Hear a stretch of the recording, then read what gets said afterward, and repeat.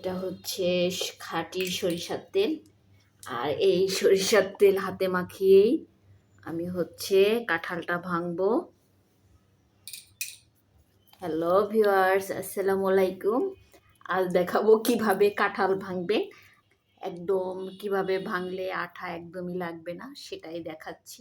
হাতে যেহেতু বাড়ি থেকে নিয়ে এসেছি তাই ছোট একটা কাঁঠাল নিয়ে এসেছি, বড় আনা সম্ভব না। এই ছোট কাঁঠালটাই একদম গাছ পাকা। এই যে কাগজটা দিয়ে লাগিয়ে আনছি। এই তো এখন এটাকে ভাঙা হবে। আর এই ভাঙাটার কারণে, এই তেল মাখার কারণে কিন্তু আমার হাতে লেগে যাবে না। খুবই ছোট কাঁঠাল, এই সামনের দিকে এই অবস্থা। তারপরও ভাঙছি, দেখি কতটা। এই হচ্ছে বীজের অবস্থা।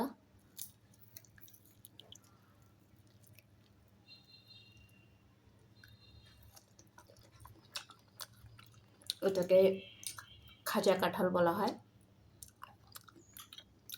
মোটামুটি মিষ্টি, ভালোই লাগছে। অফ করে রাখো, চুল টুল দেখাস না।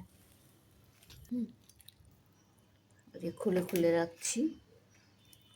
টাকাটাও একটু দেখো, বাটিটাও একটু দেখাইও।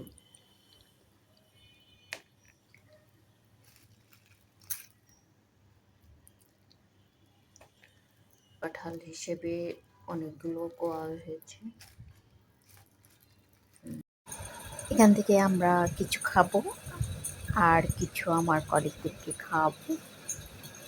সবাই মিলে খেতে খুবই মজা, তাই সবাই মিলেই খাবো।